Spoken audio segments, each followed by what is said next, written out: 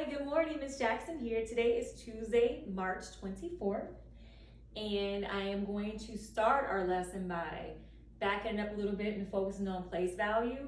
Many of you asked me to teach a lesson on reading, writing, and rounding decimals, but before I do that, I'd like to back it up and then do something short and simple on place value.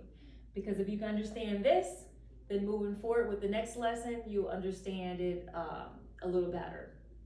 But before I get started, I would like to say that I miss each and every last one of you. I miss your smiling faces. I really miss our talks on Monday when we discuss like how we spent our weekend. So I think what I'm gonna do when I'm done with this lesson is write you guys a comment on how you spent your weekend, and I'll share mine and you all can share with me online, and I'll read it and comment and reply. I just really miss you guys, okay? So let's jump into this lesson. Place value. So before I get started, I just want to point out that, of course, I color code things as part of my teaching method. It just helps you all distinguish or figure out exactly what I'm talking about. So the numbers to the left are whole numbers, and then the numbers to the right are parts of a number. So that means once it's behind the decimal, they are parts of a number.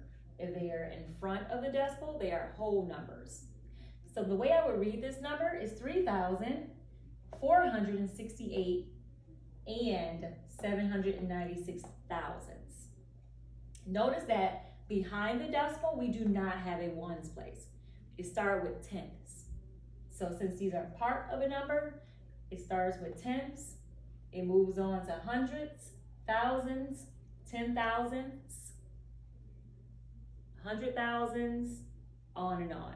Over here, most of you are familiar with how these numbers kind of function. You have your ones, your tens, your hundreds, your thousands, your what? 10,000s, 100,000s, millions, okay? But I stopped at thousands and thousandths. And I did it intentionally to kind of point out something. Your whole numbers end with S. Your parts of a number end with THS. So tenths, hundredths, thousandths, and over here you have ones, tens, hundreds, thousands. So that's place value. I'm going to jump right into our decimal lesson next.